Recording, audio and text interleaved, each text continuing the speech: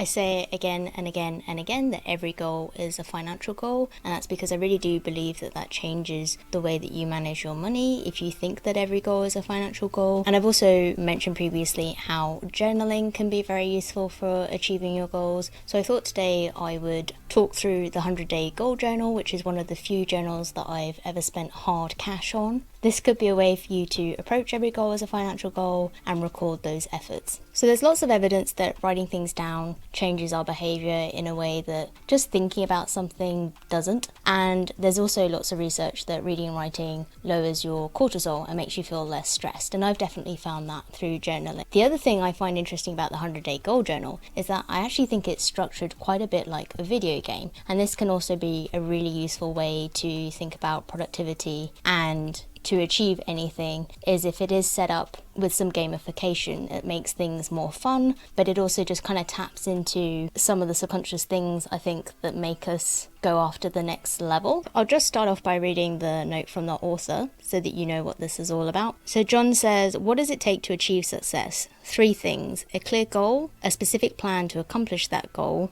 the discipline to invest the time, energy, and effort to execute that plan. What would you like to master? A language, an instrument, your health, a business skill, a sport? No matter what your goal, this journal will guide you to accomplishing whatever you want over the next 100 days. All you have to do is trust the process. So what this does first is gets you to pick your goal, and it gets you to answer some questions to guide you towards choosing something that might actually be achievable in the first place. So for instance, if you can't sum up to another person what the goal is, then it's not clear. And the other questions you have to answer are, does your goal matter to you? Because if achieving it isn't really meaningful to you, then you're probably not going to follow through. Are you able to measure the success of your goal when you achieve it? So this can be qualitative, but again, I guess it's something where if you couldn't explain to another person at the end how things are different at point B than point A, then you probably didn't achieve very much. Does your goal have an end date? Well, for this, we're doing it over 100 days, so yes sir, yes it does. Do you have the tools you need? So I'm really glad it asks this question, because if you go back to the start of this series, that's where I explained why I believe every goal is a financial goal, and that actually a lot of the times when people fail at managing money or trying to do anything else in life, it's usually because they're failing at managing money first.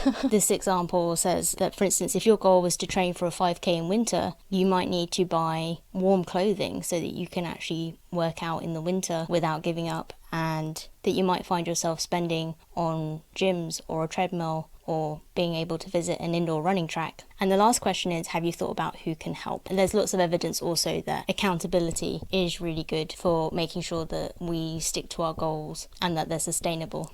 So the 100 days is split into 10-day intervals. It also outlines for you how to set your first 10-day goal as well. Now they have some sample pages that have been filled out with examples so that you have an idea of exactly what to write. Then you have the section where you fill out your goal and why you want to accomplish it, how you'll know when you've reached the end, not just because the 100 days are up, what do you need in order to achieve it, or who do you need help from. And there's also an undated calendar. I have to admit that the 10-day intervals did confuse me a little bit, because like most people, I think of the week as 7 days a week. I think it just confused me that out of every 10 days, that day 1 would start on a different day of the week, because that's just not how I would visualize my year. To be honest, I spent so much of my life as a student that it's really only recently that I stopped thinking of the year as running from September to September. And now that I'm a freelancer, I'm pretty sure the year just runs from April to April, because that's when taxes are due. But I suppose if you were being really cheeky when dating your calendar, you could decide, well, you didn't say 100 consecutive days actually, so it could just be any 100 days in the year. So I'll just start in June and finish in December. That's fine. Day 100 is in December. I mean, so long as you get there, right? But the idea is that it is meant to be 100 days back to back. But because of these 10-day reviews, and because the person who created the journal, I think, runs a business that runs Monday to Friday, that just made me think like, oh, is it a 100 working day goal journal. I suppose you can do whatever works. Then you have the actual pages that you're going to fill out on a daily basis. First thing in the morning is it asks what you're grateful for. Since getting this, I now do all my journaling in the evening. I might make more in future about my journaling process if that's helpful to anyone else, because I used this as the basis and then I've kind of developed it from there. And so I usually find it easier to ask the gratitude question at the end of the day. Even if I've had a bit of a rough day, I can still think of something that I'm thankful for. There is an author, I can't remember her name, and she's like, I hate gratitude journals. You know who doesn't say what they're thankful for? Men in business. And she uses this as like an argument that women shouldn't ever fill out a gratitude journal because we should stop being thankful for what we already have because we should want more. But I think that's kind of like an odd attitude to have. There's nothing wrong with being thankful for what you already have, or being thankful for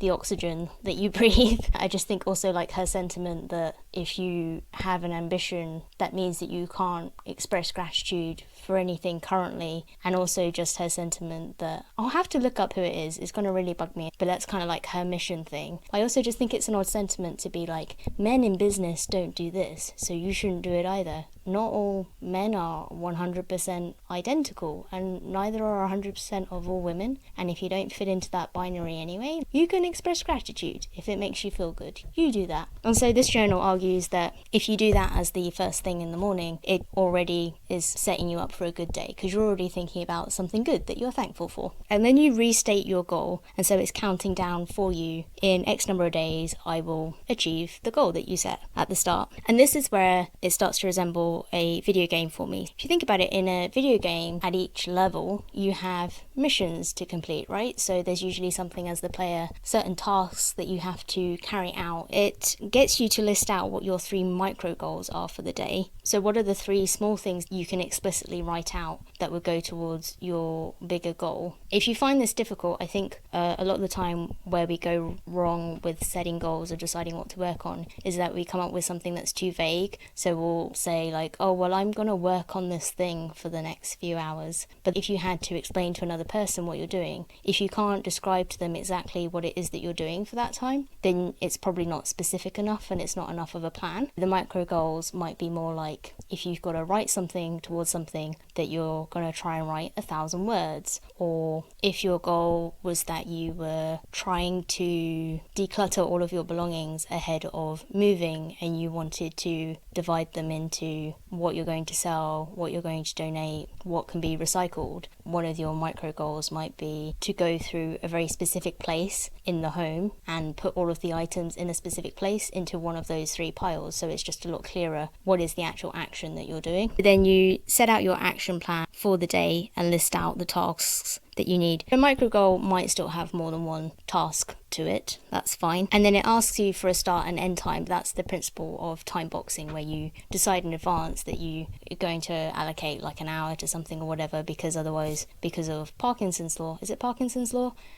If you don't decide in advance how long you're going to spend on something, you could just end up being there for like 5 hours instead, where maybe it doesn't need that long. This kind of goes back to if you said, I'm just going to work on this thing. That could take hours if it's very vague and not clear what you're actually going to do with that time. The good news in life is that, depending on what you do for a living, I guess, there are not as many opportunities to die. But also, if something does go wrong, just like in a video game, you do have a chance to reset. So I've been really enjoying Stephen Bartlett's podcast lately, and I think he has a whole episode about this where he just thinks of life as a video game. There's very little that could happen to him unless you're planning to do something illegally. There's very little that you can do in life that you can't kind of bounce back from, even if it means that you have to go back to like a metaphorical level 1. And even then, I really like that saying that says, if you're having to start from scratch, you're not really starting from scratch, because if you've done something once, you already have the experience and the knowledge of like any mistakes that you made the first time around. Having a second stab at something,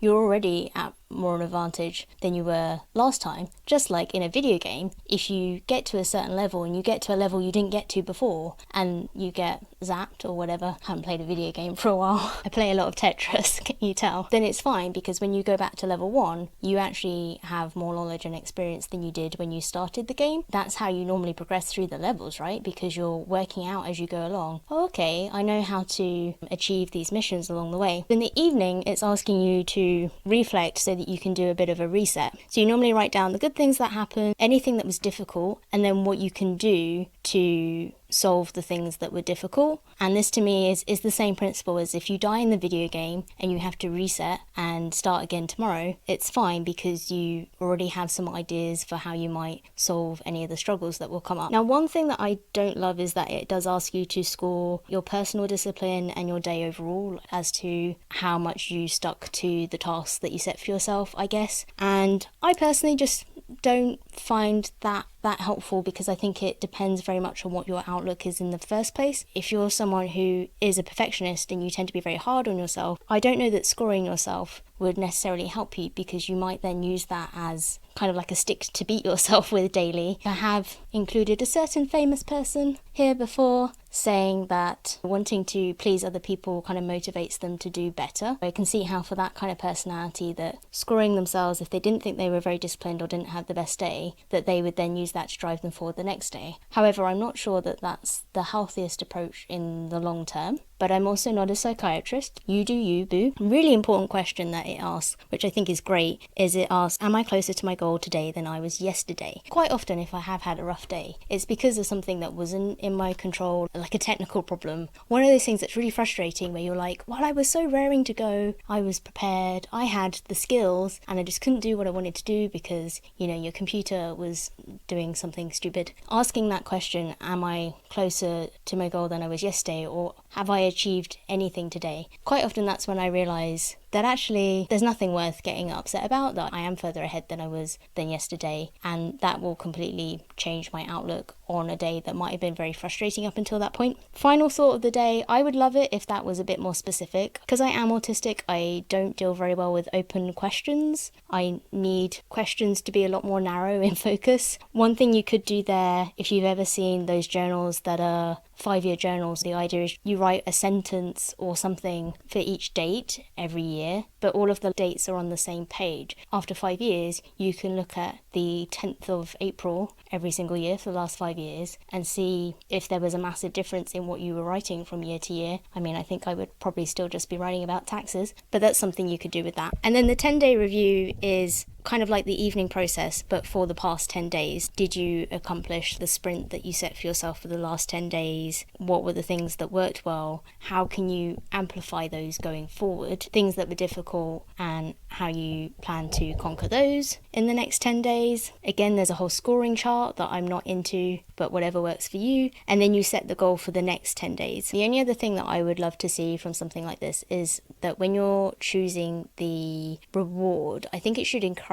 you to choose a reward that's an investment. So, for instance, you choose something which then fuels the next thing that you want to do. If someone's channel gets monetized on YouTube, a great reward is to then put some of that money back into the channel, maybe by buying their first camera, because I don't actually own a camera, by the way. I'm just filming on my phone, like lots of YouTubers. And if you're listening on the podcast, I would probably use any reward from my podcast to then reinvest back into the podcast. So I might like upgrade the hosting so that I can do more things for listeners. I think that's where a lot of fitness goals fall down, not just because they get treated purely as fitness goals and not financial goals as well, but also the really common thing that I've seen with friends in the past is that their reward for achieving the fitness goal is like, oh, when I do this, then I can eat this. And that's the thing that they've been like trying not to eat the entire time. Or when I hit this goal, then I don't have to go to the gym anymore every day. And it's just like, oh, why are we not doing this for long-term health then? Whatever works for you. But a reward that's maybe like, I'm going to train for a 5K, and if I make it, I'm then going to invest in a pair of running shoes for the next race. If it's something you want to keep doing, then that means that reward is literally going towards the next level of the video game. I've said everything I want to say.